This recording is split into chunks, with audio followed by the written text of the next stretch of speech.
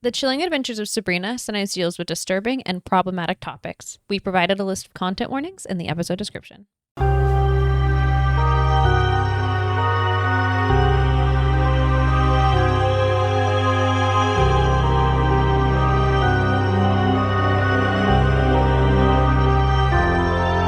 and welcome to Dead Ends. I'm Emily. I'm Brenton. And we have 2 new episodes of Sabrina for you, which I'm excited. I'm very excited. You know what I like about this show? I get to actually look things up. Mm-hmm. Like, it's harder to find the real things to pull from our reality that are being referenced in Riverdale. Yeah, it's a lot of times it's also movie references. Yeah, and it's not the same.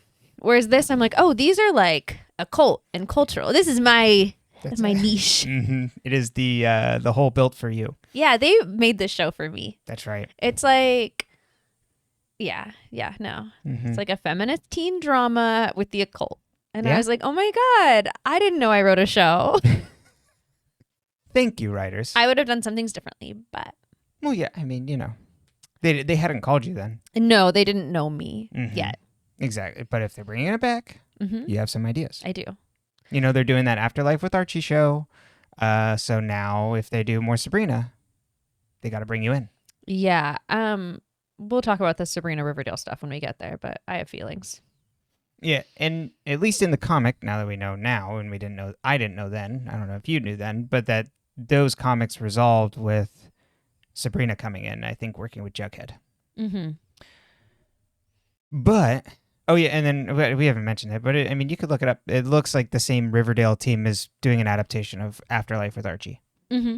So, there you go. So now you have the movie that is coming out from the people who did Spider-Verse. Ugh. I have bad feelings about them. Hey, when's that third one supposed to come out? That was supposed to come out 2 years ago? Yeah. 3 years ago now. If you go read on reports of like how the Lords handled that production, it sounded like an absolute nightmare. Or Phil Lord and Chris Miller. Sorry. And I was like, lords and ladies? Lord and Miller. Okay, got it. I was just like, who's like, we don't have a feudal system currently. And then, Afterlife. Contrary to popular belief. So much like Pretty Little Liars, they took a few years off, and now they're back with more ever. But they didn't bring back Sabrina, which I remember being so pissed when they canceled the show. Yeah. Because like when we get there, you'll see. It's like it ends, but if on paper on another show, it would feel like an ending. But because it is what it is, you know it's not an ending. Does that make sense? Yeah.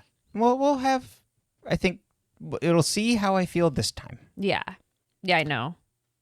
So We'll be there. But that's a while still. Exactly. Why don't we just talk about this week? We're going to talk about the now.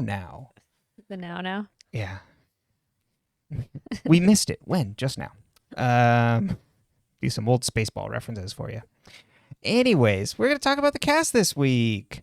Starting off with our new cast member in Adam Masters, Alexis Denisof. Now, many people might know him. We did not get to this yet. As Wesley Wyndham Price in the television series Buffy the Vampire Slayer. This is starting in season 3. And he was also an angel. Now, who is he married to from Buffy the Vampire Slayer? Well, I know he's not. Mm-hmm. I think you could probably guess off of that.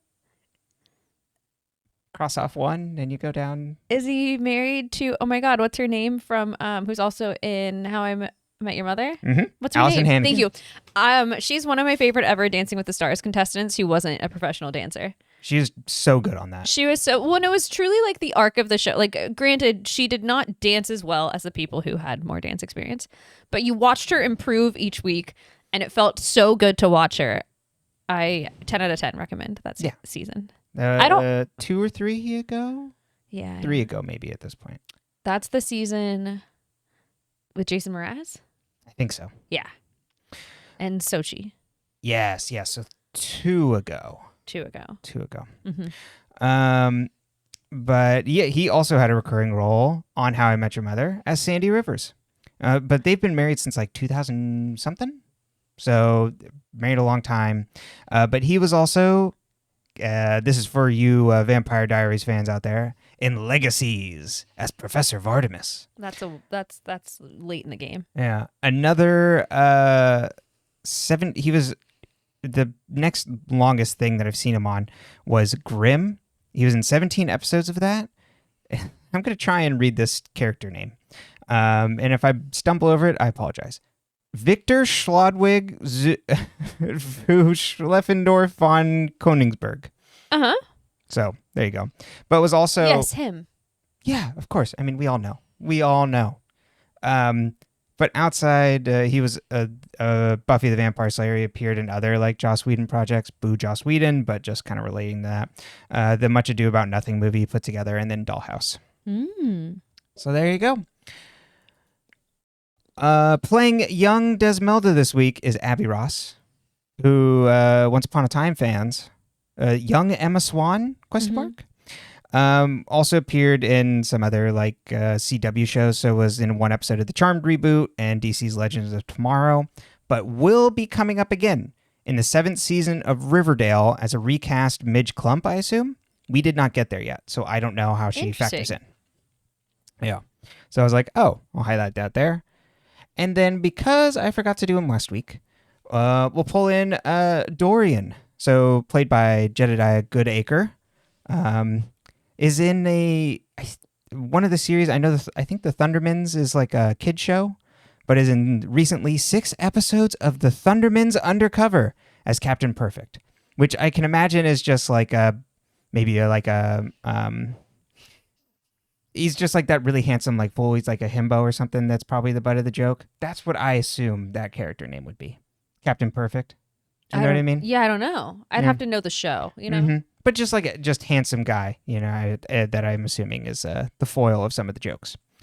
One episode of Fire Country, and he's also in 2 episodes of Legacies, Roman Sienna. I never made it to Legacies, so I don't know. Yeah, but you know, we saw connective tissue there. Yeah. So we're gonna loop it in.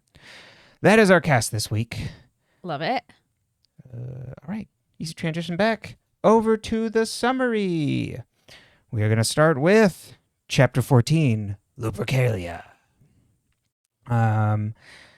Do we want to start with any Lupercalia background now, or do it as part of stuff later? We can talk about Lupercalia. I think the show gets it, like, I mean, mostly right in, like, a non-historian way. Like, there are things that are off, and they, you know, play with things, and the different historians and different resources have different takes on what Lupercalia really was, because it was a festival that was happening in ancient Rome.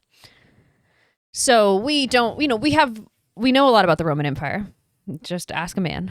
But not this one. No, that's what makes it funny. That's not even a joke. I don't even know. Yeah. No, I know you don't know. My Roman Empire. It's probably like anime or manga or something. I would say no, because like that's such a big thing, and there are people who know so much more about it than me. Yeah, but it could still be your Roman Empire, just because other people. What do you know the most about then? That's what I'm trying to think. Like, what do you feel? Not like in comparison to other people. Like when you think about all your knowledge, what do you know the most about? Yeah. Okay. So I guess recently it would be narrowing down off of anime and manga would probably be Gundam. Okay. So there you go. We could go with that. We'll go with that for now. Yeah. Maybe Final Fantasy would be number 2. But there's other things I do know about that. It's I'm like, what do I know about it? I don't know. It's really hard when someone asks you that too. Like I'm like, what do I know? I know. Do I know anything? I'm nothing. When this camera turns off, I just power down. Sometimes like when I'm here alone, if you leave, I'm like, boo, boo, boo. Like I don't exist. Right. I do. But you know, my brain is just like, huh. Just go sit on the dock. Go charge. I'm like looking at Herman. He's looking at me. I'm like, who are we? What do we do? Not like you tell us what to do when you're here, but it's like being perceived makes you do things. Right. Yeah. It's very funny. We spend all our time together, so it's just like, well, okay, what do I do without the other person? That throws off our usual routine and what we're doing here.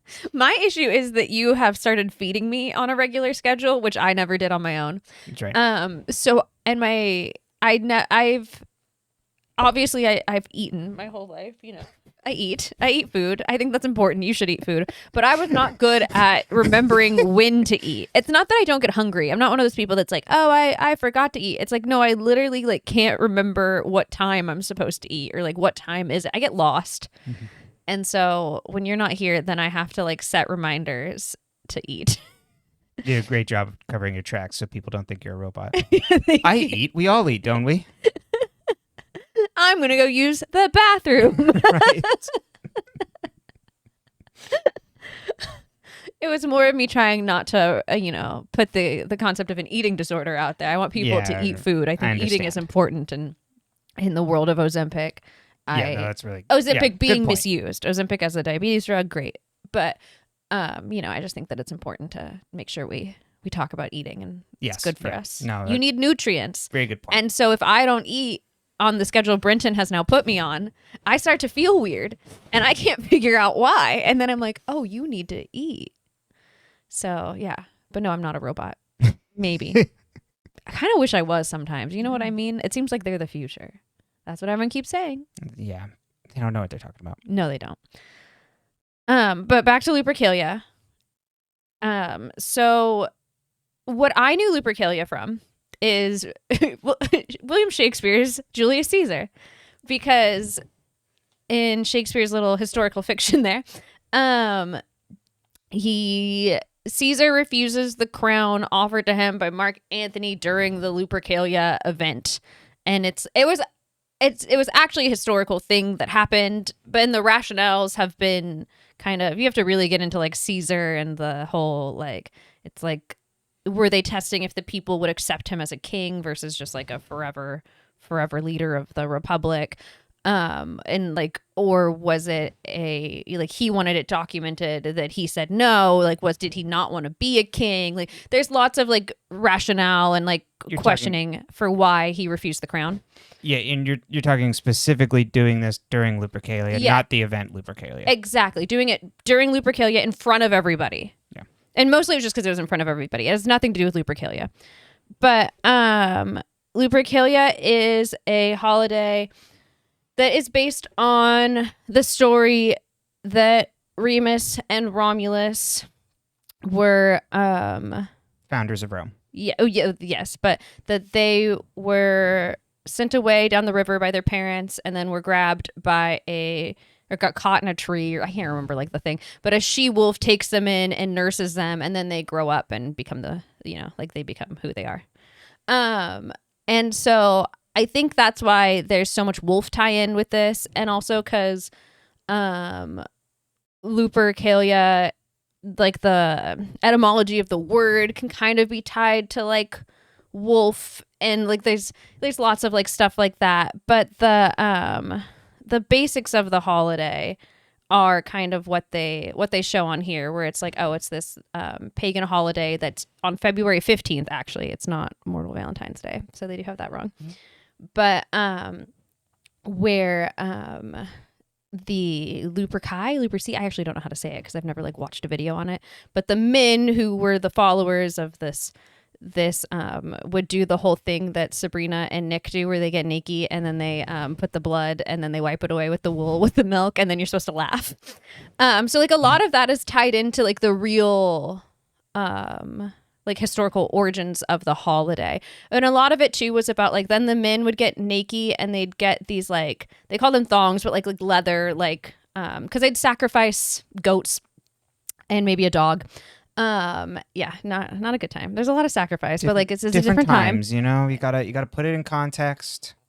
And then I think they'd use the skin is what it was, and make like these things, and then they'd like run around like naked and then like whipping women, like, and the women would like want to get whipped, not like because it was like this is also all written by a man, so God actually knows what happened. But they wanted it. Exactly. But it was supposed to bless them with either fertility, or if they were pregnant, like an easy birth and stuff like that. Like it plays with that. There's not a lot of evidence that they were like, people were matched to then go into go and have, be together for the year, but like there's some lore around that. So like, you're kind of pulling here and there. Exactly. And also like that's a common concept around it. And so like the one article I read said that wasn't a thing, but that doesn't, you know what I mean? I didn't do enough research to feel like this is not my Roman Empire. You are not a historian. I'm not, and especially with Lupercalia, you know? Mm-hmm. But I did think it was really interesting. No, totally. I'm glad you looked all that up. Yeah. I hope I did a good job explaining that because I felt a little all over the place. No, yeah. You're good. I interject just a couple times just to, tie things back. But I think it was clear. Okay. All right. So we can get into the summary. And also, I think some of the things you say there are literally said in the show, too. So you can be like, oh, yeah, they're just pulling from the same thing. Exactly. They're pulling from the story. And, like, I'm sure there's some people that would take umbrage with, like, how it's done because there always is when you reference history. Totally. It's like, well, actually, this is blah, blah, blah. But this feels fairly harmless. And it's sometimes when things are referenced and they're referenced poorly, it's harmful. Oh, totally. And then I think when it comes to ancient Rome references, it's kind of like, eh. Yeah, around a festival and also, this purification festival, quote unquote. Mm-hmm. All right. So on to the summary. It's a wild party at Dorian's, and Sabrina dances with Nick. Ambrose makes out with Prudence while they discuss Lupercalia, which is the holiday you just spent there that the witches celebrate. Sabrina later asks the aunties about the event, and Zelda gives us our history lesson that was instead brought to you by Emily on this episode. What was Sabrina doing for the last, 14, 16 years of her life where, none of this information was bestowed upon her? They were just like, oh, you go have fun with your mortal friends. Same with Chris, how they do, Yule. Yeah, I guess Yule, she does talk about it, but there's certain things that she's like, what is this? What is this? That keeps being brought up. But I guess because she didn't go.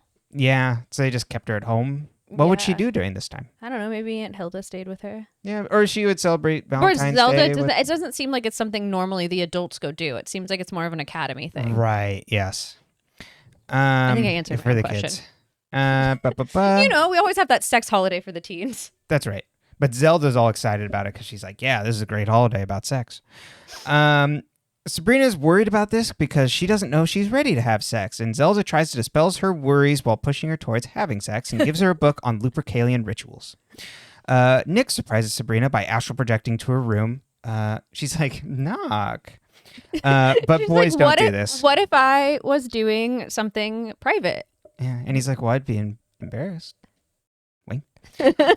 He tells her there's no pressure to participate in Lupercalia, and he'll hang with her even if she wants to bail on it. And Sabrina's like, well, maybe Lupercalia would be okay with someone special. And he's like, well, I hope I'd be that someone special. And she's like, who knows?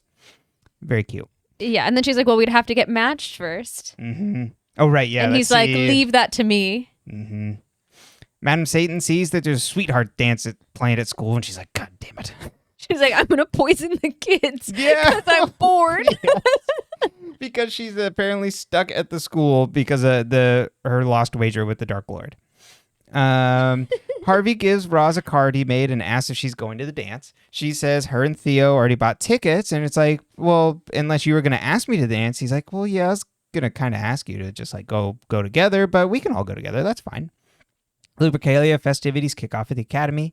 And there's a maypole dance. That's my untrained brain was thinking that's about. what I was thinking too. And I was like, were they kind of playing with the spring festival kind of concept, Mm-hmm. They dance around. Witches all dance around in a circle around the warlocks, and whoever lands closest once the music stops, kind of like musical chairs, but who you're gonna hook up with. And Sabrina goes to sit on Nick's lap, but Dorcas pushes her down and climbs on top. And then Sabrina walks around to the open chair, and we see that Nick actually tricked her along with Melvin. So Dorcas sat on Melvin's lap because he was wearing a glamour. Hilda visits Dr. C, who hasn't talked to her since they kissed, and she asks him why he's so weird about it. And he's like, it shouldn't have happened, and pushes her away. Roz visits Sabrina and tells her about her and Harvey, and Sabrina's like, it's okay, I'm sort of dating someone too. Theo talks to his dad, and he asks if he wants a dress for the dance, and Theo's like, actually, I want a suit, and then comes out to his dad, and it takes Mr. Putnam some adjustment there, but eventually he's like, all right, because Theo's like, maybe you could take me to get a haircut, and he's like, all right, come on. It's very sweet. Very sweet. Night one of the festivities kicks off with a courting ritual where couples go off into the woods with anointment baskets. That's the one you're talking about where they're naked and they, rub blood on each other's foreheads and things. Mm-hmm. The kids run off and Zelda's like, oh, Father Blackwood, look what I have here. Another anointment basket. There's an extra. Mm-hmm. Nick and Sabrina are alone and discuss Lupercalia and the Bacchanal, and Nick says he's nervous because he doesn't want to mess things up with her. She kisses him. They later go through the rituals and then lie down next to each other for the night. They hear a wolf, and they're like, is that a wolf? We better leave. Smart. Yeah, Nick takes her back home. He asks her to observe mortal Valentine's Day as well, and asks what she would be doing if they were mortal. And she's like, well, I mean, there's this dance at Baxter High. And he's like, perfect. And she's like, oh, okay. Zelda comes home to Hilda crying. Zelda talks her up, and it's like, you seduce him and claim what is yours. Dr. C. Zelda is like by far the most chaotic character in this episode, and it's so good. She's practically grabbing her by the collar. It's like, you get back out there. Show him what he's missing. Yeah, you go. You are a huntress.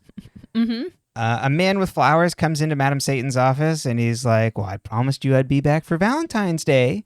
And then he leaves to meet her back home, and Madame Satan asks who that was, and her secretary's like, that's your fiance, Adam. And she's like, tell me everything about him.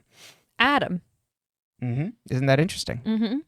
Sabrina asks if Harvey's okay if she comes to the dance. Harvey's like, bring whoever you want. We're not dating anymore. Stomps off. It's so stupid. He's upset. Yeah, I know. But it's also funny that she asks him. Right, yeah. He's like, whatever. I don't care. Hey, that's nice of her to give the heads up. No, it is, but it's just funny. I would have never asked. I would have Yeah, been like, I'm going to exactly. do what I want. Uh-huh. Madame Satan comes home to candles lit everywhere and Adam making dinner. She tries to stab him subtly, but he gets up and shows her a gift he brought. It's like this weird-looking doll, and she actually really loves it. And then he says he'll come to chaperone the dance at the school with her. Excuse me. Harvey shows Theo how to tie a tie. Very sweet. And then Roz comes in and dazzles them in her dress. Nick comes over to escort Sabrina to the dance, and Hilda also comes out dressed to the nines and impresses the family to go after Dr. C. It's so good. She appears at Dr. C's and flusters him. She seduces him, but he pulls away and says he can't, and she needs to leave, and he turns around and it looks like he's a werewolf. Or Find a out vampire. later that he's an incubus. Yeah. Well, he has an incubus. Right, exactly. Right? Yes, Okay. he's possessed by one. Yeah. Madame Satan goes to spike the punch with poison, but Adam's like, you shouldn't be doing that for the kids at school. You're a teacher. And then pulls her away to dance. If you saw an adult doing that, like, holy crap, I'd be like, Jesus. Also, like, isn't that very out of character for who Miss Wardwell was? Yes. Adam does not, he's not phased. He's like, you know what? Things change while I'm gone. He was gone because he works with Physicians Without Borders? No. Physicians Without didn't write it Fences? down. It's not fences, is it? It's something like Like that, that. though. It's pretty good It's pun. a Doctors Without Borders pun. Yeah. Nick and Sabrina arrive at the dance, and he's excited to learn more about her. We get a fun dance scene. Bill, on his crutches, compliments Theo sincerely on his haircut and apologizes for being a dick to him. Nothing like a near-death experience to make a boy nicer. Yeah, and he's like, I just don't want bad things to happen to me anymore. Roz tells Harvey about her precog abilities. Sabrina and Nick make out in the school. Precog abilities. It's so cash. That's right. Sabrina and Nick make out in the school library, and we see a wolf is stalking them behind a bookshelf. They hear a growl, and Nick tells her to run. Nick seals the wolf in the library, and Nick banishes them as Madame Satan appears behind them, and it's like, the two of you in my office?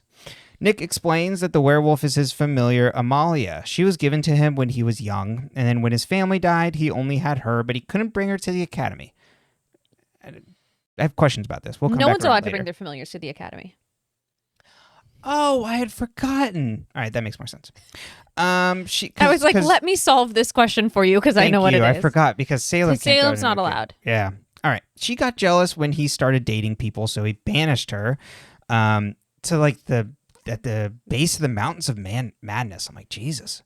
He thinks that she's back because of their connection. Madame Satan is like, well, I hate to say this crassly, but you have to put the bitch down. I'm like, Jesus. Imagine telling like a high school aged kid, like, you're going to have to kill a wolf. And I know it was the wolf who raised you. Oh. Roz tells Harvey about not being... Because Harvey's like, you're not a witch, are you? And she's like, no, I'm a cunning woman. It's for black people. He thanks her for honesty and says they're good, and they kiss. Adam massages Madame Satan's feet and says he's home for good now and plans to treat her like the goddess she is. And Madame Satan's like, well, that's not too bad. Nick goes off to face Amalia alone in the woods. Zelda visits Blackwood, and he wants to discuss their relationship. Apparently, when he was protege to Edward Spellman, he asked for Zelda's hand in marriage, and Edward denied him. He says after praying, he thinks the time for them has come, and gives her turtle dove hearts, which means a proposal for marriage, and Zelda's like, I'll consider it.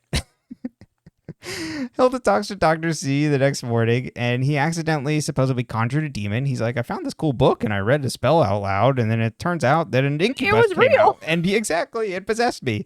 And he only turns into the wolf thing when he gets sexually excited. Nick comes back with a bloody... Okay, so Sabrina and Nick go out to the woods to kill Amalia, but he's like, Sabrina, I gotta do this alone. And then he goes off to kill her. Comes back with a bloody axe and a heart in his hands, and he says Amalia would have never let them be together, and for the last night of Lupercalia, he wants them to be alone and away from the others. And then he cries in Sabrina's arms. Zelda shares the news with Hilda, but isn't excited. Hilda's like, you don't love him? And Zelda's like, no, I only want to marry for power. Like, he would make like a good contest, and he's also really high ranking, so then I could do all these good things that I want to do. I love her. And then Zelda's like, oh, Dr. C has an incubus. I have advice on having sexual relations with a demon. The weird sisters. We all start to go, what was Zelda's life before this whole I parenting know, thing? It's so good. Exactly. Maybe even during. The weird sisters head out for Lupercalia night while Sabrina stays behind. She also projects to Roz's to talk through losing her virginity. And Roz is like, I lost my virginity at Bible camp. And, like, I didn't know if I was ready. But on the night, I was like, I'm ready. This is and fun. It ended up all right. And Sabrina will know when she's ready. The final night of Lupercalia begins as the warlocks dressed as wolves run to the woods, and then the witches, dressed like Little Red Riding Hood, run after them to hunt them. The witches... I already mentioned that. Sorry. Dorcas surprises Nick before he can sneak off with Sabrina, but this doesn't really come up. Roz is over at Harvey's when she suddenly loses her vision completely. Sabrina stands alone in the woods when she hears rustling. Turns out it's Amalia wrapped in chains. Sabrina reasons with her until Nick arrives and tells Amalia he loves Sabrina and not to hurt her. Maybe the Dorcas thing is to only explain why there's a difference in time for Nick arriving. Yeah, I think so. Amalia jumps on Nick, and Sabrina comes behind Amalia and stabs her to death. Later, Sabrina's like, why did you lie to me? And he's like, Amalia kept me alive when I had no family and I couldn't just put her down. And it's like, I failed you, Sabrina, because I'm too weak. Sabrina's like, not killing your family isn't a weakness. And he's like, but I lied. And Sabrina kisses him. The end. Okay, let's talk about Nick and Sabrina first. I don't want to mess things up with you. Royally messes things up. Yes.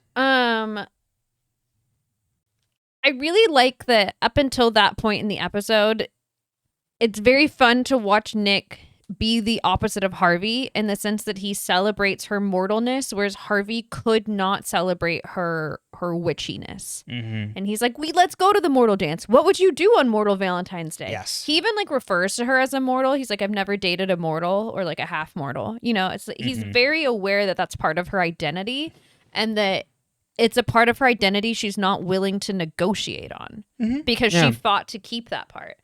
Because I think there's some characters, in different versions of things, where being a half-breed, as they like to call her derogatorily. Yes. But we're being that half and half. You take it as a negative because you're not fully that. You're not fully a witch, and so in other scenarios, it might be interpreted as him being passive aggressive. It's like, oh, well, you're a mortal. And it's like, no, she's a witch. But he celebrates it. And he says it, when he says that, he says it very caringly. It's very I want to be reverent. Careful because I've never been with a mortal, so I don't know what that's like. Yeah. Well, and I think it's not like tokenization sort of thing. Exactly. Whereas Harvey could not stand the fact that she was not mortal. Yeah. Which is fair. I mean, Well, and I think he was lied to. Exactly. Brought on because of her actions. Mm-hmm. I also think this episode really highlights why Nick and Sabrina work. Yes. Because Nick does things that are very Sabrina coded in this episode. Sabrina would also not kill the wolf. Yes. Sabrina would think she could have her cake and eat it too. That's her huge arc in the first season.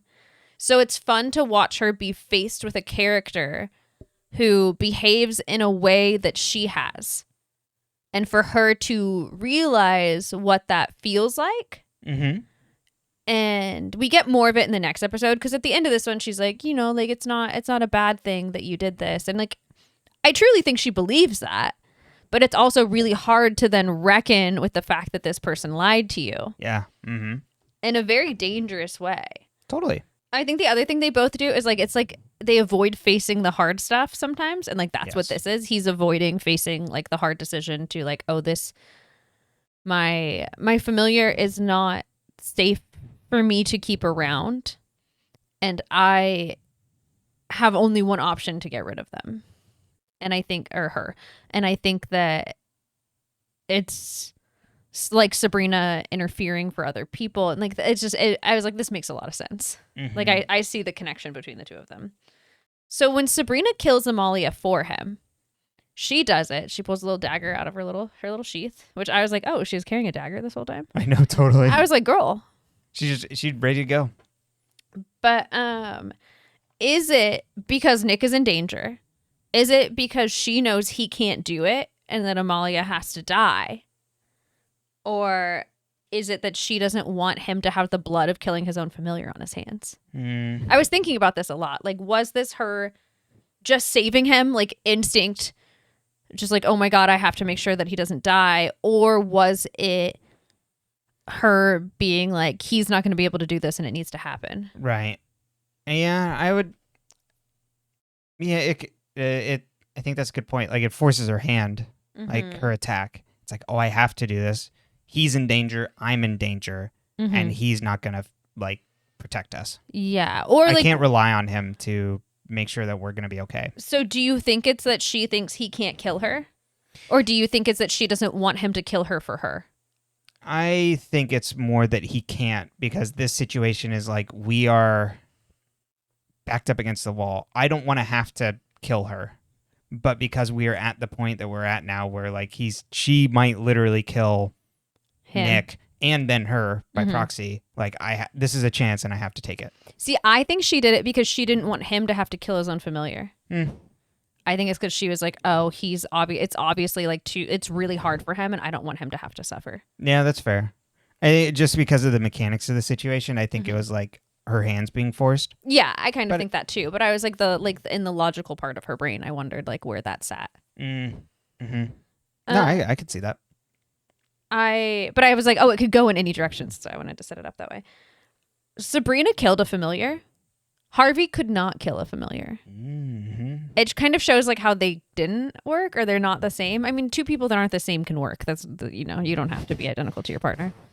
But I thought that was a really fun way to show like Harvey, even he didn't know it was a familiar, but he couldn't kill the familiar, whereas Sabrina easily killed the familiar. Yeah. I guess easy isn't the right word, but you know what I mean. Like she got it done. Yeah. I think that's really all I have on that. I think the Amalia stuff is funky. Yeah, that's what I wanted to talk about. I think they wanted to tie in. I think this is what happened. I don't think that this makes it good. I want to preface it that way. I think they wanted to tie in the wolves of Lupercalia and like that lore. Romulus and Remus raised by wolves. Exactly. That they were nursed by a wolf who took care of them when they were sent in their Moses basket down the river. But I think that by not making Amalia, why I'm saying it wrong every time. Amalia a character, we don't get the narrative. Like, because the werewolf is literally just a werewolf all the time and not like a person that switches, it makes it harder. And because it was Salem as a familiar, Salem has a personality. We don't have a personality for this character. We don't have anything. So I kind of would have rather like had like a whole episode where even if she was like haunting or hunting Sabrina, like, and Sabrina doesn't know why she keeps getting in these like weird near-death experiences, or, like everything keeps getting messed up, and like it would have worked. I also think it would have worked if the secret had just been that Nick was not going to tell her about her. Yeah. But the not killing her and then killing a different wolf and bringing out the heart is like a really weird choice. That I understand that he can't. Yeah, and it's to show that Nick's fallibility and to like drive a thing there of like, oh, okay, well, he can show up for me in all these other ways, but like, can he really actually fully show up for our relationship? Because he's keeping these things. But then I think the thing with Amalia is like she's just comes across as jealous woman. She's like a all rage, feminine rage and jealousy of like spurned woman. So it's like, is she's kind of like all wrapped up in, I know like this is like in the context of it, not like actually because she's family, but she comes across as spurned lover and also overprotective mother, like in the same like sort of thing. So it's like this weird, I feel like kind of jumbling together of those things in this character that is then coming after Nick. So without being like a full character, you just kind of get like a really unflattering read of like the crazy in quotes, jealous woman that I think is really not unflattering, but I think without having a proper context just comes across as like reductive. I think if this was a different show, I would have a lot more issues with this. Does that make sense? But because in the framework of the show that it is, I'm less bothered by it than I would be. Yeah. That doesn't mean that I like it. Yeah. But like, exactly. I just like, I'm like, eh. I think it would have also been more interesting if it had been like every time he got close to anyone, which it might be. And it might be that Nick's only gotten close to people that he's been like romantically with because men don't get to have friendships. Right. Which I always forget, it's just hard for me to remember. But I mean, he is a big flirt and has never been seen with male friends. So, I mean, that's also, I think, part of Nick's character rather than just being like men of just, he is a big time flirt and lover, but also kind of more of a guy's girl in that sense. Like everybody loves him and he has like these like, we just don't see his male friendships, it seems like, because they all want to vote for him and that's true, they like him. But we only see him from Sabrina's POV. Yeah, right. And I'm just thinking because he's like, otherwise he's just hanging around the weird sisters. Yeah. But I mean, that's just, it's just like where they are, Yeah. But yeah, I agree that it's not the best of the plot lines. No. But I do enjoy this episode. Yeah, totally. I just think there would have been other ways of just showing us of him keeping a big secret that I think didn't involve like the caricature of the spurned woman as in this case being a wolf, werewolf thing. It's like, it doesn't sit right. But I think what the function it serves for showing Nick having to, it's like because he does come across as like, I show up for you, I protect you, I'll do all these things. Which in a lot of cases he can, but here's this big blind spot of like, he doesn't really show up fully as himself. Like there are things that he's keeping back that he has to work through still. Yeah. Is he hiding something else? Right. Exactly. And yeah, that puts that in Sabrina's brain now of like, okay, well, what else aren't you telling me about your life? And when we as a viewer are also then being like, okay, like what did happen to your parents? What was your life like in that? We kind of get these vague things, but you understand for like first dating, that'd be, as they're kind of getting to know each other, but still like, it's like, oh, okay, you were keeping something pretty big there. Okay. Ready for other couples? Yeah, let's do it. Blackwood and Zelda. Edward forbade him from proposing. God, the word just makes me stutter. I'm so nervous. She says married. But Edward, you just love love. I love love. I do love love. Yeah. Edward forbade him from proposing. Why? Did he really? Oh. I assume he did. I assume he did too, because Blackwood is the biggest snake there is. Yeah, and Blackwood's a fucking monster. And Zelda fucking knows. Yeah. She's like, yeah, this guy's a goddamn snake, but I'm a snake too. Exactly. Or Badgers? Badgers kill snakes, right? Honey badgers. Honey badgers kill snakes. There you go. Yeah. That's what we used to call She's a Eartha. honey badger. We used to call one of our family cats a honey badger. That's right. She was a big torty cat. She had teeny tiny paws, a teeny tiny face, huge body. She was on diet cat food the entire time I knew her. She came with my stepdad when he married my mom. Very my, cute cat. my sister Eartha. She was a tortie, but she was like the like gray. So I guess it's like blue and dog colors. I don't know if that's the same for cats, but like the gray and right. tan, Yes. not the like black and orange. Mm-hmm. She was very pretty. She was weird. She'd watch Brenton sleep. Yeah. Oh my God. I don't know if we've told it on this, but it was like we had early times visiting your parents, and it's like in the middle of the night, like I heard this like bell ringing, and I was like, "What the hell is that?" Like 3 a.m. So like that's a little freaky when you're hearing a bell ringing at 3 a.m. and you don't know what it is. And I look over the side of the bed, and there's this cat looking up at me, like, "Who the hell are you?" And my parents' house is kind of old. Like it's a 1940s house, so it's like. It's not like old where you're like, oh, this is like European old or even like East Coast old, but for California, it's a pretty old house. And so it like the floorboards creak a little because it's all hardwood floors, and like the doors creak, and so like you hear like a creak, and then you look down, you see a bell, and then there's just this cat staring at you. Yeah. And I was used to it because even though I was allergic to cats, she liked to sleep in my bed. So you know, yeah, that was Urfa. But anyway. My other thought on Blackwood is the whole Satan told me to marry you. Mm-hmm. Like the Dark Lord says it. I so didn't include it out of my notes. this, or wait, no, I did mention that he prayed. yeah, this is a thing that happens with crazy religious men. I'm just going to put it out there like that because I think you should be able to believe in whatever you believe, and I think you can have whatever conversations you want to have with whatever higher powers you believe in.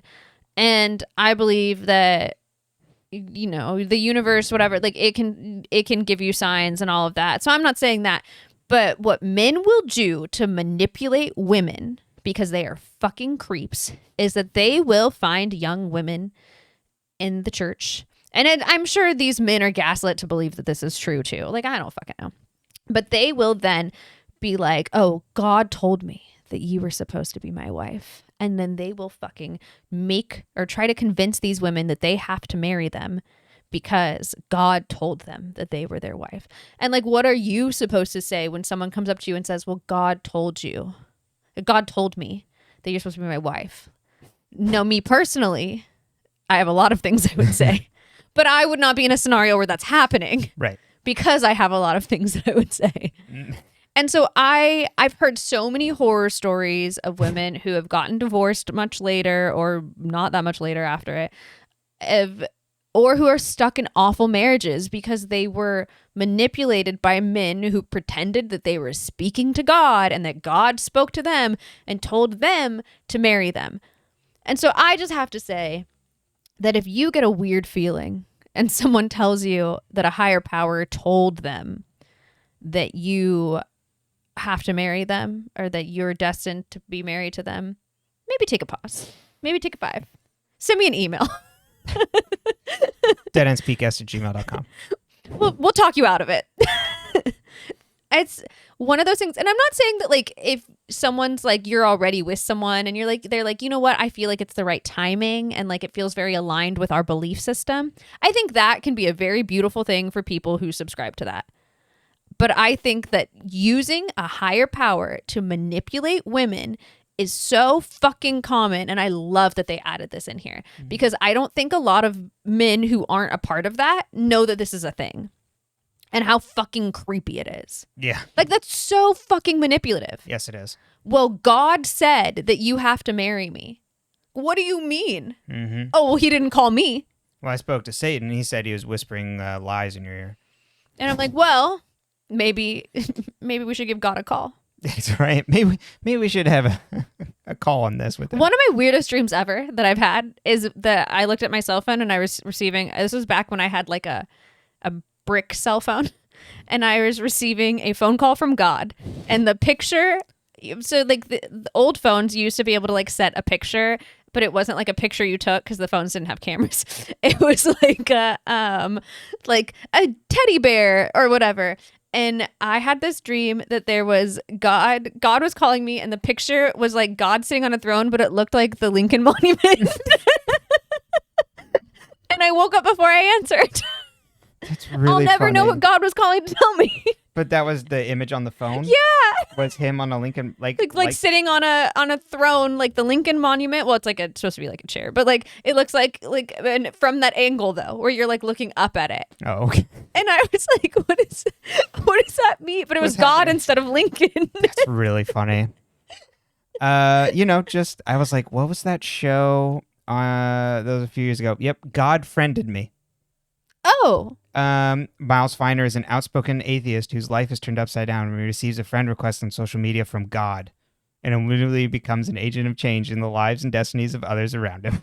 That's the It's summary. stupidest fucking thing I've ever heard. Some faith-based television on CBS there.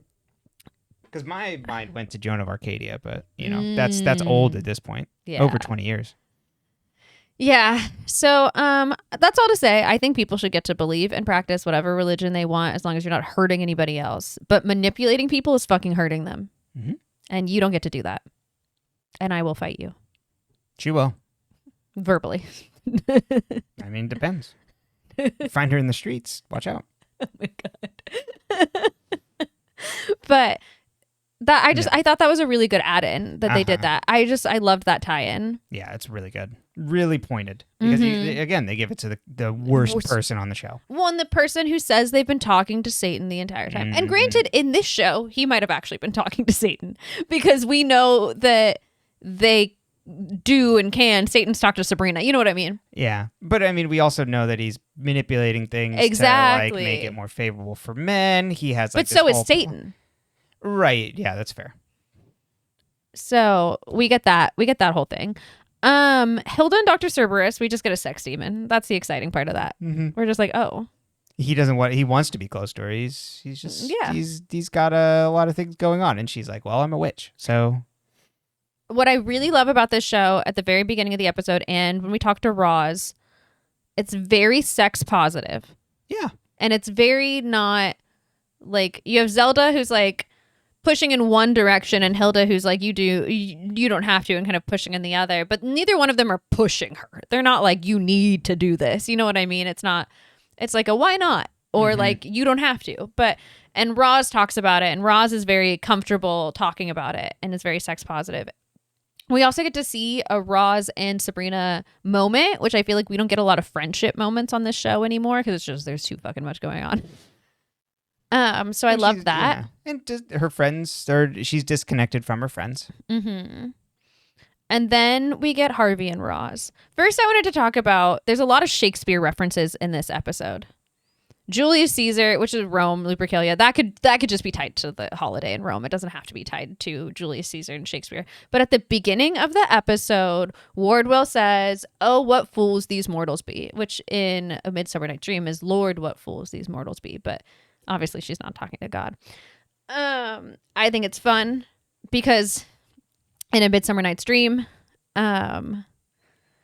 two couples end up in the woods and they end up like swapped and messed with by outside forces that are the Fae and magic and stuff like that. So it's just like I'm like, this is a fun little nod. It's not like how the story plays out, but I was like, that's a cute little way to play with it. Mm-hmm.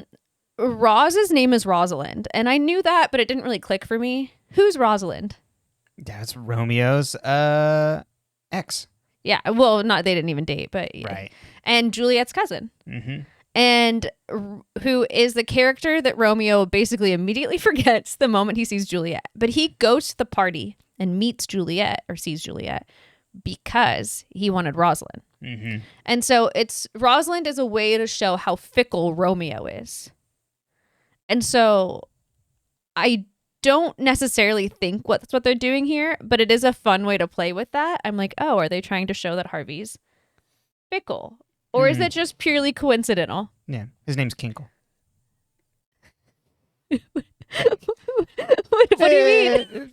Didn't work. I was like, Slant rhymes, instead of maybe. fickle? Yeah, no. That's all right. Kind of. No. Finkle, fickle. That works. Kind of. Yeah. It's okay. Sometimes jokes don't land. But But I thought that was fun. But just a fun little tie-in. Mm-hmm. No, absolutely. I also like that to show the difference for why he and Roz maybe do work is that she's immediately honest with them. She's like, hey, by the way, I have the cunning. And I say it like it's a disease. I have the cunning. But she does. That's kind of what they treat it as. Yeah. It's kind of weird. It's like The Shining. And Harvey's like, well, at least you're honest with me. And I think that's hilarious. Yeah. Like, he's like, I can't handle this, like, witch stuff, but, like, you just see the future, so that's fine. Yeah, he's like, I've got some PTSD. He's not entirely fine about it. He's like, yeah, but it's okay. Yeah. I can try and be okay. It's just really interesting. Harvey really probably needs some other friends. Well, I mean, maybe he can work through with Roz his feelings of betrayal and lack of control that might come from magic being done on him. Yes. And then Roz goes blind, which is fucking awful. Yep. I just think that it's like let's make her happy and then let's torment her again, which feels very Bonnie and the Vampire Diaries. And if you know one thing about both those characters, they're both not white. They're both black. That's right. And so I just don't really love the way we're treating magical women. No. And that aren't witches. Yeah. Not in this show. Yeah, general spoilers, they try and like make some corrections to this. They do. In the future. But keep in mind, this is part 2 of season 1. So, like, this was all done at the same time. So, it's not like they could have responded to criticisms of part 1. Yeah. So then let's move to Theo. Theo comes out to his dad. He gets a haircut and Billy apologizes. All in all, good episode for Theo. Oh, yeah. Best episode for Theo in a while. Yeah, I know. Theo just gets, like, to have, like, a win. Yeah. For once. I mean, not for once. I mean, Theo in basketball and things. And but Sabrina interfered. Oh, yeah, and that's this true. is all natural, I guess. That's really odd. But like, all Theo's self, like, all himself. Yes. It's all him. Mm-hmm. I love that. I think that's very fun. Yeah, it's great. And I like Billy apologizing. Yes. I think that's good. Mm-hmm. I think it's good to show that, like, hey, bullies can learn and change. Absolutely. Exactly. After a fall down the stairs. After some harrowing times. And even Theo's dad. Like, accepting as best he can in the moment, it seems. Yeah. And I'm not saying that was a great, it wasn't an enthusiastic acceptance, but I think it was realistic for that character. I think it's very honest. I recently watched an author talk from Lee Bardugo, who wrote the Grishaverse. I think it's Grishaverse. But Shadow and Bone, Six of Crows. She also wrote Ninth House. I personally really liked that book and that series. There's one more. It's not out yet. And lots of other things. But anyway, she talked about with writing characters, like, and a key thing with like writing a story in general is that like it has to be honest. And like I've heard that before, but she explained it really well in the sense that like it has to be honest in like how the characters act and are, and so like what's honest for this person kind of vibes. At least that's how I interpreted what she said. Yeah. No, I agree with that. With that read. Mm-hmm. And so I was like, oh, that's like really helpful. So like now when I'm watching things, like I'm thinking a lot about like, is this honest? And like a lot of like the things that are unbelievable in stories are when it's not being honest. Mm-hmm. And so I'm like, well, this all feels honest. Like, I think that every character behaves in an honest way in this episode. Yes. Even if we don't like the Amalia stuff. Like, Nick's response to it is honest. Yeah, exactly. I would not say that the writing with Nick around that. It's actually just Amalia. Yeah, exactly. It's the issue itself. It's not the response to it. Yeah. But I thought that was really helpful. And I think that's probably what helps us stay anchored in this episode, despite the fact that we don't really like that part. Yeah, totally. Because it's like, oh, yeah, this feels honest in response to it. Yeah, like you said, exactly. I appreciated what it sets up for Nick and Sabrina by proxy. And I understand what it was trying to do, I think. Exactly. I just don't like. I don't like how it was done. Amalia itself, yeah, herself. Well, yeah, that's it for me. All right, ready for the next one? Let's do it. All right. Chapter 15. Dr. Cerberus's House of Horror. Hilda and Dr. C enjoy some alone time at the shop on a rainy day. The door suddenly opens when a woman startles them. That voice got your dog's attention. Sat up. What is that? She offers to do a tarot reading, and Hilda says, of course. She's all excited about it. She introduces herself as Mrs. McGarvey. Nick and Sabrina walk in. They're kind of like semi-fighting. It's like a little like passive-aggressive. There's some, cooling between them. And Sabrina confides in Aunt Hilda that things have been weird since Lupercalia, and Hilda's like, well, why don't you go do a tarot reading? Sabrina gets her tarot read. She talks about her worries around Nick and wondering whether to trust him. She gets 3 cards, the Magician, the Tower, but upside down, and 3 of Swords. Sabrina has a vision back at the academy where Nick is talking to the Weird Sisters alone. Prudent asks if Nick and Sabrina are doing an act for the talent show, which is a surprise to Sabrina. And he's like, oh, well, I was going to ask you, today, would you be my magician's assistant? Prudent says it's the least you can do after killing his familiar and not having sex with him. Sabrina later asks him how long he dated the Weird Sisters and if he's seeing them. He's like, I'm only dating you. And Sabrina digs into him for flirting with everyone and tells him she can't be his magician's assistant. Nick does his stage show and selects Agatha and Dorcas. Also, the crowd is entirely made up of women. And selects Agatha and Dorcas to join him on stage. Agatha volunteers to be in be sawed in half as part of it. And they seem to actually saw Agatha in half when she appears out of the wardrobe. The next trick, he invites Prudence up and asks if she dares to venture to the other realm. He puts her into the wardrobe and she disappears. And the crowd hears her voice all around them and she seems to be disturbed. Nick chants a spell, but she doesn't reappear in the wardrobe. Prudence cries louder and Sabrina asks for someone to do something when Prudence appears in the doorway and makes fun of her and everybody laughs. Sabrina then volunteers for the final act. Nick asks her to it's like, don't you trust me? As he lifts her into the air. And then Prudence seems to cast something that prevents Sabrina from coming down. And Sabrina flies all the way into the air until she eventually reaches space and freezes. We cut back to the shop and it was all part of the tarot reading. And Sabrina's a little freaked out.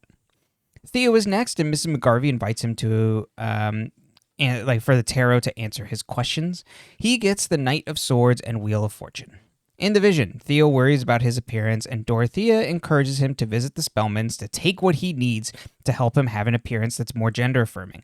He sneaks into the greenhouse and finds a spell of gendered metamorphosis. He takes it home and mixes everything together, rubs it on his body, and goes to sleep with Dorothea's encouragement. He wakes up and finds his voice is deeper, and he has more muscle tone and bigger hands and broader shoulders.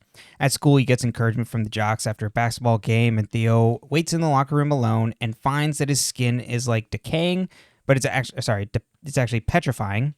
And visits Aunt Hilda and shows that it's just his arm is entirely wood, up to the elbow. Hilda says, either we cut off your arm or you reverse everything the spell did. And Theo's like, well, I can't reverse all of this. I don't want to. And then agrees to getting his arm chopped off. Cut to his dad coming with an axe and cuts his arm off. Hilda and his dad tuck him into bed afterwards. And he finds that his legs have been petrified. And then it's back to the shop. And Mrs. McGarvey says, don't steal and seek help from others to seek the prize you covet. Sorry. Hard getting out, apparently. Roz's turn. Her dad escorts her around since she can't see. He leaves her alone in a booth while he runs to the bank. Mrs. McGarvey joins her in the booth and calls her a cunning young woman. And Roz is like, what's your angle? And then, but goes along with the tarot and then gets the justice card and has a vision. A doctor says the surgery, it would be surgery for her eyes to be able to see, but it's not always entirely successful. You know who knows a thing about this? Jenna. And then Roz says she wants to try it. Post-surgery, Roz can see again. And Roz and Harvey make out in her kitchen when her dad interrupts them and tells her she should be thanking their congregation for the prayers and donations. The next day, Roz tells Harvey she doesn't believe in her dad and he only asked for money for himself from the congregation and she feels guilty she let him take people's money. Harvey says maybe try to pay it forward, and she thinks to volunteer at a home for the blind. Roz starts her first day there and meets a girl named Audrey who's only been there for a couple weeks, and she said she went blind because Roz stole her eyes and takes off her gauze, and we see it's just sockets and says Roz's dad paid her dad for her eyes. And then it's back at Dr. C's now. Mrs. McGarvey says, you still have a choice to make. And Roz tells her dad not to take money from the church to pay for the surgery, and she can wait until they raise the money themselves. Is that girl the same girl from the very beginning of the series that Wardwell is in her body? Oh, that is a very good question. She looks very similar, I feel like. Oh, I could see that. Zelda's turn. She comes in pissed that Hilda missed baking wedding cakes for Blackwood to test, and Hilda tells her to go cool off and get your tarot read. Mrs. McGarvey shows Zelda the High Priestess card, which draws her in. She's like, because Zelda is very skeptical. But then when she sees the High Priestess card, she's like, that's me. Ms. McGarvey tells Zelda there's a secret that stands between her and the altar and shows her the Hermit card, and she has her vision. Hilda readies Zelda for her wedding day. Zelda's distraught because of what she did with baby Letitia and needs to come clean to Father Blackwood. Hilda's like, I wouldn't do that. I wouldn't go out. And Zelda's like, nope, it's okay. I'm going to go fetch the baby. Zelda goes to find baby Letitia and then finds a young girl there. And it's like, hey, I'm Desmelda. I got young after I ate the baby. And Zelda's like, oh. And Desmelda's like, I want to be invited to your wedding or I'll tell Blackwood that you gave the baby to me to eat. And then at the wedding reception, Zelda can't find Blackwood. She eventually finds him in his office with hooking up with Desmelda, and Zelda's like, you can't hook up with her. But it's like, she's like, okay, that like, this is how it goes, that like warlocks can hook up with whoever. Hooking up with whoever. It's just that it's baby Letitia. Exactly. Well, or Desmelda. Yeah, well, and that it's the energy of baby Letitia that made her young. Exactly. And then back at the diner, Mrs. McGarvey says some secrets should remain that way. Harvey's turn. Oh, God. Oh, yeah. There's no introduction to Harvey being there. He's just seated at the table. He said, we don't have time for this. It's so funny. He's just like, yeah, do you tell fortunes? He's just like genuinely interested. It's also crazy because like he doesn't like the witchy stuff, but he's like, oh, yeah, I'll do tarot cards. But tarot, I am seated. He gets the Fool card, and Mrs. McGarvey talks about him seeing if he ended up going to Rhode Island for art school. He gets the Hanged Man card, and Harvey gets his vision. Harvey tells Roz and Theo he got accepted into an arts colony for the summer, but doesn't want to leave Roz, and Roz is like, you have to go, and Providence is just a train ride away. Harvey arrives at Arkham Colony of the Arts and meets his roommate Howard, who's a bit weird, who's played by the same actor as Dr. Curdle Jr., Nikolai Witchell. I was like, oh yeah, that's him. He gets to actually show off his hair. It's not in smocks. I know, it's really funny to see him with hair. Yeah. And then Harvey wakes up to hear Howard talking to someone in the middle of the night about serving them. Harvey later asks what he's talking about, and Howard says it's his muses that only come out at night and to go back to sleep, Harvey.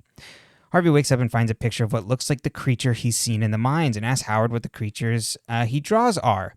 Howard says demons and gods appear to him at night, so he paints them. The closet they have is a portal to the other side, and they're getting ready to emerge, and thought that painting them could help bind them and buy them some time. Harvey wakes up after tossing and turning during the night and during Howard's demon painting, and then finds that Howard hung himself. Harvey opens the closet door at night and steps into the other side. And back at the diner, Mrs. McGarvey says he will suffer for his art, but he doesn't need to leave home to do so, and dig deeper in Greendale to unearth your true calling, and gives him the Ace of Pentacles card. Right, now it's Ambrose's turn. Ms. McGarvey does a reading for him and Luke. He gets the Hierophant and the Devil. Their vision. Blackwood discusses the Judas Society, which is a secret society at the Academy, with Ambrose. Luke is part of it, and Ambrose says he can be trusted to be part of it. Ambrose performs alchemy with Blackwood, and Blackwood is like, I can mold you in the Dark Lord's image, and you need to be stronger. Ambrose needs to correct the aunties and Sabrina to free himself. Ambrose finishes, and their alchemy was to produce a big metal needle. Blackwood tells him he needs to put his house in order, and Ambrose kills the aunties and Sabrina. He returns to Blackwood, who welcomes into the Judas Society. And then back at the diner, Ambrose wonders what this has to do with Luke, and Mrs. McGarvey withholds a card to show him, and Ambrose grabs it. And Weenie sees it, but the audience does not see it. He runs off. Mrs. McGarvey thanks Dr. C and Hilda before being on her way.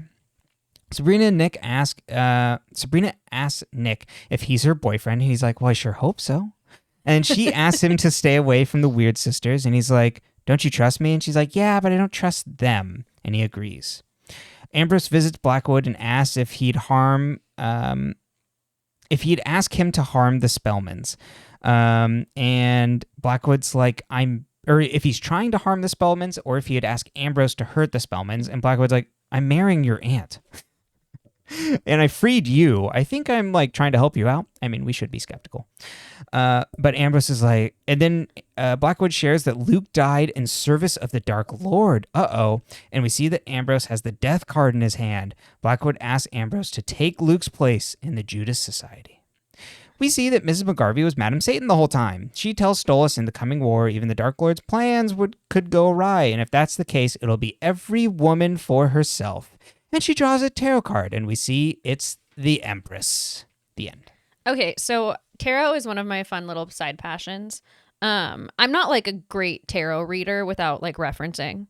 So I did some research for this episode because I wanted to make sure that my thoughts matched what the general consensus says. But before I say this, remember, each deck can have different meanings, and different decks come with different books that tell you what the cards mean. Each artist can intend different things, and there's lots of different tarot sets out there. And there's lots of different interpretations for cards, and some people do card reversals, some people don't. In this set, she obviously does reversals because we get the tower upside down for Sabrina. But anyway. That's what you mean by reversals, where it's upside down. Yes, a reversal means a card is upside down when you pull it out. So when you're shuffling your deck, you flip half of it upside down and you shuffle them together. And so if you keep doing that, eventually you always end up with about half upside down, but like it changes. But I don't always do reversals because when you're learning tarot, it's really hard to remember two meanings for each card. But everyone, it's really common to do. And it is the more traditional way to read. So some of these people get 3-card reads and some only get 2. A 3-card spread is usually past, present, future. There's a couple different other options, but that tends to be like their traditional version. So it's like what happened that got us here, where we are, and like how we're feeling right now, and then like where we're going to go if we continue in the same direction. But the future is always changing. All of that kind of shit. So anyway. Anakin learned that the hard way. And so in the first one for Sabrina, she kind of tells us what she's implying each card means. She doesn't do this for everyone. Because at first I started writing that down because I thought that'd be fun to compare to the card meanings. But she doesn't do it for all of them because they had to speed through this because they did too many people. Yeah. And some of them are like quite literal. Mm-hmm. Like. Zelda's. Yeah, exactly. We'll get to that in a minute. So as Sabrina's, we get the Magician, we get the 3 of Swords, and we get the Tower upside down. So Madam Satan, or Mrs. McGarvey, goes, oh, he's a handsome trickster for the Magician. Which isn't really what the Magician means. It's usually like a master manifester, skilled. The Magician is standing usually in a traditional like Rider-Waite deck. They have one hand face down and one hand face up. And so it's symbolizing the as above, so below, like which has been referenced in the show before. Exactly. And like the Magician can also be like a go-between between the magic and the mundane, like infinite possibilities. So someone who is the Magician can like make things happen for themselves, and they're very talented. And so like that was also a great read for Nick. I just was like, a handsome trickster. It's not really like yeah. If it was, say, past, present, future, I guess would you say that for Sabrina being the Magician of like she has made things manifest for herself? This reading is about Nick. Oh, because she asks about Nick. So it's like a love reading. Yeah. The 3 of Swords, if you've seen the card, it's a heart with 3 swords stabbed through it. Not a good vibe. No. It's not a good vibe. I wouldn't think so. So it's heartbreak, grief, loss. So, and it can be betrayal. So because this card is obviously open to so many different things, it's not super helpful for us because it's like, is Nick gonna betray her? Or is he currently betraying her? Because that's present. Or are they grieving? His familiar died. Did they have loss? Have they lost like the good?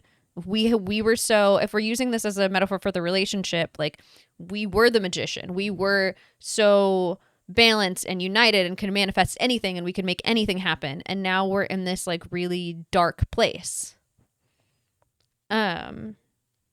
And so then to get the tower upside down. So the tower upright, not always a good vibe. People are afraid of the tower card because it's like even more so usually than like the death card or the devil, because it's like the tower can be very like your whole life is going to crumble.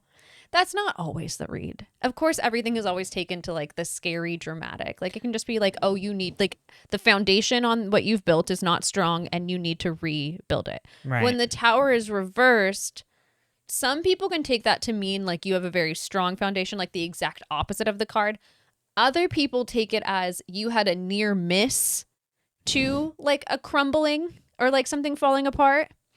Or like you averted disaster barely, or you're avoiding making those adjustments. Like you need to have a tower moment and you're not doing it. I assume they're using it in like the averting disaster way. Like you guys have you're going to narrowly avert disaster. Right. Because like just like of how their relationship is set up. Mm-hmm. Or like maybe your foundation is stronger than you think it is. Right. Yeah. I like that reading. But one of the things about tarot is your tarot is read the way the person who is reading your tarot reads cards, and everyone reads differently. And so if we're using the episode, like it becomes like we need to break this down because it's obviously not working. And that's kind of what Sabrina does, is she breaks the connection between Nick and the Weird Sisters to make sure that it's not going to become a problem.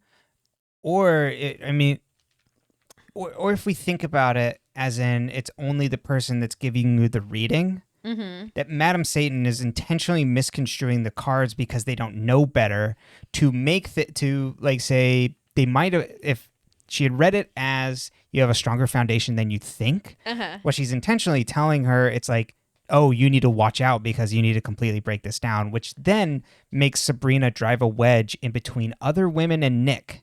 Yes. And become the embodiment of, like we said with Amalia, like that sort of thing of like the jealous woman. But this one is done with more intention and done well. Yes, it's done really carefully. So I also then after each person's, I wrote down like what I thought Madam Satan's intentions were. So like with Sabrina, it's pushing her further on the path of night. It's pushing her closer to Nick in the sense that she thinks that Nick is like, I think Madam Satan realizes that Nick is the best way to get Sabrina to continue down the path of night. Yes, I think that absolutely. She's like, Sabrina thinks with her dick. Like for lack of a better phrase.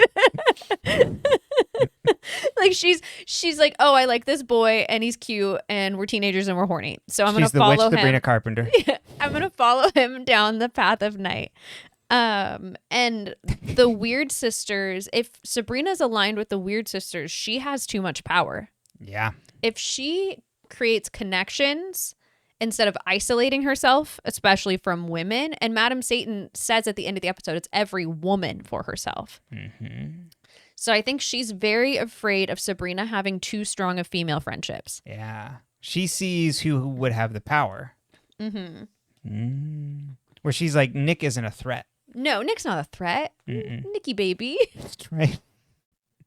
So I thought that was really cool. I thought that was fun. I thought that was pretty close. And then like to have him be a magician and use the magician card. It's cute imagery. It's cute. Yeah. And the transition of having the tower card upside down hanging on the wall behind Sabrina when we go into the like vision is really fun visually. Yeah. And I think it's fun having Gavin Leatherwood play when he's like kind of like the like the cocky like ringleader. Yes, thank you. Like when he's the guy on the stage. He's got such good presence. It's the darker version of Nick in a sense. I'm like, this is good. Yeah, his dark side and his light side. Yeah. So then we have Theo with the Knight of Swords and the Wheel of Fortune. So the Knight of Swords, how they refer to it in the show, it's like you're on a quest to find yourself. And then they make this all about a warning not to steal. It's really like that's a weird interpretation. But so the Knight of Swords is assertive, impatient, ambitious, direct, like you're going towards something, and so like you're going. And swords are tied to air. Air is tied to like the mental and like the like air signs in the same way. Like so it's very ambitious, you know, that you're going and you're charging forward. The Wheel of Fortune is usually about like change and cycles, and like so if you're having a bad time, it means you're gonna have a good time, and if you're having a good time, it means like to cherish the good times because things are gonna be cyclical. Like and like a lot of life is out of our control, and that we have to just like ride the waves. At least like that's how I've been taught to read it. So to use that card to then go into a warning to not steal is just like, and it doesn't really make sense. I guess it's like, okay, here's a good thing, with all good things come bad. So like, I guess it was trying to do that. So like, I accept that reading actually, like when I really play with it, like when sure you can get this thing, but like it would have almost been better with judgment. Like each action has a consequence. And I know they wanted to use that for Roz. So like, that's why they didn't maybe, but like that it's because like, it's more like about being cyclical versus about like cause and effect. Does that make sense? Yeah. Cause based on that, you could feel like you have a purpose and your fortunes are going to turn around, as we've started to see for Theo. It's like Theo is coming into himself and things are turning around. Yeah. And to turn into a basically Madam Satan's like, Theo, like ask for help. And I was like, this was like the nicest, like Madam Satan really was like, I'm here to help Zelda and Theo. Yeah, exactly. I thought that was really interesting. It's really funny. It's just really like, funny. Theo, I'm just here to help you. Yeah, I thought that was very strangely nice. Madam Satan's like, I got nothing to do, nothing bad for you. Okay, then we have Rosalind. So she just gets the justice card, actually, huh? It's just justice. It's not judgment. I said the wrong card. Isn't there judgment also? Yeah, but doesn't she just get the justice card? Oh, sorry. I thought when you were saying previously for Theo, you're like, oh, it would have made sense with a judgment card. Never mind. Yeah. But a justice card actually is the card that I was more of thinking of too, because it's like the... Oh, for Theo's Yeah, as well. yeah. Okay. It's the karma, consequence, cause and effect. It's like for her, it's accepting the operation means accepting money for this. And so like, what is the karmic cost of doing that? Yeah. What's going to happen to that? So if you pull justice and you've been doing really good things, it's like, oh, good things are coming to you. And then if you pull justice and you have not been doing good things, it's like, oh, karma might come get you. It's kind of like the normal interpretation of it. So I think that one was pretty spot on. It's like, there will come a time where you will be judged. And so like, because this is really eating her, I don't necessarily think it's like fair to her, like the situation. You know what I mean? I don't agree necessarily with the concept, but I think the card reading is pretty accurate. Yes. Yeah, because it's hard to tell because we don't know. Is this seems to be something that Roz is worried about that her father's doing, but we don't know if her father is actually doing it. So is Madam Satan like pointing out her insecurities so it would put off her having the operation? Or is she pointing out that this is a thing will actually happen because her dad has been stealing from the church and Roz feels really guilty about that? You know, or not stealing from the church, but like coaxing people out of their money to pay for like personal things. She talks about in the vision with Harvey that he buys cars and things like that. So like, has that actually happened? Or is Madam Satan trying to sow doubt in her with her father and community to drive a wedge? Because you would think this actually would be something that a church would be able to help someone with. Yes. And so it's also this like crisis of faith for Roz, which I think she's been having like leading up to this moment. It's not like she hasn't had like issues with her belief before. Yeah, that's true. And her father and the whole like her grandma's like, no, this is what we are. And her father's like, no, this is what we are. And so like, and how does that fit with her visions? Like her father doesn't know about her visions. No. Because she would like that. He'd probably try to pray it out of her, you know, like from how the character's been presented to us. Yes. So yeah, in that context, it could be, I feel guilty taking from the church because I don't believe in it. Mm-hmm. And it's cycling through her father instead. Exactly. I also think like the intention for Madam Satan on this is like, if you want to drive that wedge, crisis of faith, like maybe even like break any sort of tie she would have to, as they refer to it, the false god. But also I think part of it is by keeping her where she is. Like, I think she's Yes. trying to keep a lot of the pieces on the board Yes. the way she can, so she can manipulate them. Yes. And so by empowering people to change, you're often changing how the pieces on the board interact. Yep. So she's like, nope, this is where you are. Okay, then we have And- Zelda. Oh, okay. Go ahead. Did you want to add something? It'll just tie into Harvey. I forgot who was next. Then we have Zelda. And I think her cards are the least aligned with the real meaning because she pulls the High Priestess, which is like about having higher power, inner voice, intuition. Like it's very, very, she is here where she is. So it's like, I don't know if this is like a desire obstacle reading because there's only 2 cards. Like I was trying to figure out like what I thought like the intentions were. It's like she wants to be High Priestess and like what's in the way is like the Hermit. But like they make the Hermit more like about her guilt, which doesn't really make sense. That it's a secret. Yeah, it's a secret because the real meaning of the Hermit is like the Hermit traditional card image is like a man in like a Gandalfy cloak standing with like a lantern, and it's like the hermit has learned a bunch and is ready to like share that knowledge, and like that's represented by like shining the light and like the lantern. And so it's usually more of like spiritual knowledge that you're ready to educate others on, or like you've learned a bunch and now you're ready to share it. So like you've studied a bunch and now you're ready to be like the subject matter expert on this. Deep commitment to a goal, like lots of things like that play into it. So is it again an intentional misread, or like is it just what it is?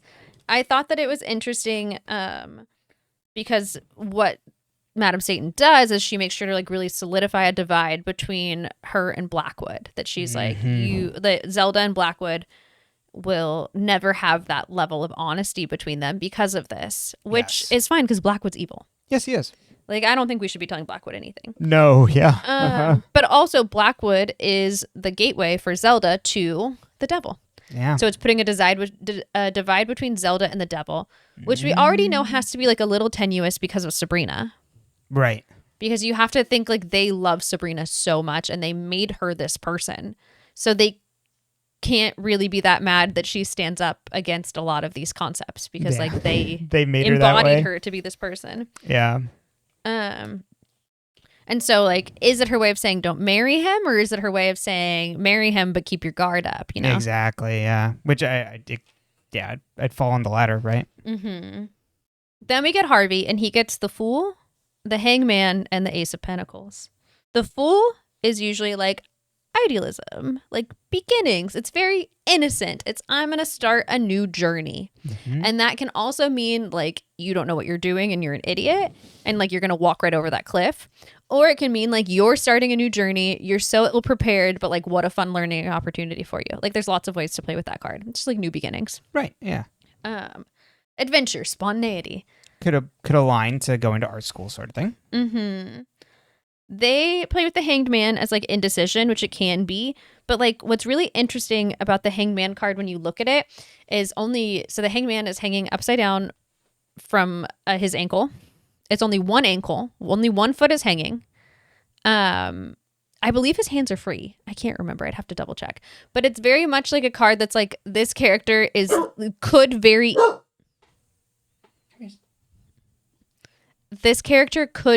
easily remedy themselves from this situation. So it's like a good metaphor for like indecision, or like you're choosing to like see things from a new perspective, or like take a pause, or like uncertainty. And it's like the character of the Hanged Man can understand that like maybe sacrifice is needed, or like you need to hang there for like some penance or some to take a calculated step. Like it's not always like this. It's not really like this person's trapped. It's more like they're choosing to be in this like undecided state, or this like undesirable state. Mm-hmm. Yeah, I think that could also at least very aligned with Harvey, and where it's like he's not sure what he wants to do. He's not making, and essentially kind of putting it off. Mm-hmm. And then the Ace of Pentacles is like abundance, new opportunities, stability, security, new work opportunities. And so I'm like, she's telling him, don't you leave this town. and things will go okay for you. Right. But I do wonder also if it's the misread. Yeah. It's like... She's trying to keep him on the board. Yeah, exactly. Because if she's misreading, it's like, oh, if you look at the cards as they maybe be, it'd be like, oh, go out of town, you make your decision, you'll be just rewarded. And she's like, oh, no. Yeah. Stay confined. Stay indecisive. You will suffer for your art, is what she tells him. Uh-huh. So then Ambrose gets the Hierophant, which is one of those cards that I've always had like a weird time with and have to look up every time. Which is about, I don't know why it like doesn't stick. Is about tradition, social groups, education, knowledge, conformity. Oh. And then the Devil, which is usually about like addiction, dependency, powerlessness, or like materialism or oppression. So it's like you know, like it's like, oh, you feel powerless in the scenario. And then the third card that he gets is that Death card, which is usually the end of the cycle, letting go, releasing. Like the Death card is not always like a bad card to pull. Like it's actually a pretty good card to pull, especially if you've been like working on something and you're like, I want to be fucking done with this. Am I through this yet? And the Death card's like, you're done. And you're like, yay. It's not like a negative card per se. Right. It does not mean death. Of course, in this context, it does. Uh-huh. I think it's really fun and interesting to have Ambrose then like run to Blackwood and be so like, oh my God, are you going to hurt these people? And then Blackwood invites him to join the Judas Society, which he's basically only heard about in this premonition that, or, you know, this vision that he was given by the tarot reader. She fucks with Ambrose the hardest. Oh, yeah. Uh-huh. Ambrose is absolutely shaken. And the divide between him and like Blackwood and the Devil is like, and it's like you choose between Blackwood and the Devil or your family. Yes. Like, who are you going to pick? Your aunties and Sabrina, or are you going to pick Blackwood? And like his fear is that he'd pick Blackwood. But if and then Blackwood would make him do horrible things to them. Yeah. But as we can guess, if Ambrose's fear is that he'd pick Blackwood, who would Ambrose actually pick? Yeah. Because what do we usually fear if like we're afraid of doing mean, bad things, it's because we care. Yeah. So that's a really good point. Like I said, I'm not like a professional tarot card reader. Lots of people have lots of different interpretations. That's kind of what I pulled. Oh, and then the Empress. So Madame Satan pulls the Empress for herself at the end. Oh, right. Which is like, so the Emperor and the Empress are kind of like really powerful. A lot of these cards are major arcana. They're like the really powerful cards. And she's like femininity and fertility. And usually she's pregnant on the card. And major arcana are the ones that aren't like suits. So like not like any of the swords or pentacles. And exactly. Like Thank you. And she, it can also mean like creativity. A lot of creativity and pregnancy go hand in hand because like you birth an idea, you birth a child, like that kind of concept. But she pulls like that card also can like, you know, signify motherhood and stuff like that. And she's the mother of demons. She's the mother of demons.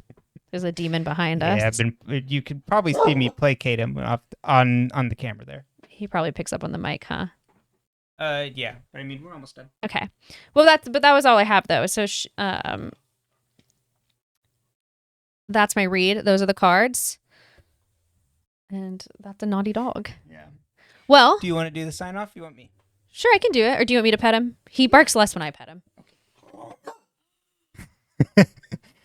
All right. We're running to the end of this episode. So you can find us on all your podcast platforms of choice at Dead Ends. You can also find us on YouTube at dead_ends, where you can see the video version. Our podcast art is made by Vendrinick, and you can find the link to their Tumblr in all the episode descriptions. Oh, there he is. All right, Hermie, you're going to come help us do the sign-off. And then you can also send us emails for anything about the show or the podcast at deadendspcast@gmail.com. You can also leave a comment on YouTube. And we like to reply and comment to people there. We're also on Blue Sky at dead-ends.bisky. What do you say, Herman? Not today, Satan. Not today, Satan. And we love you. Love you.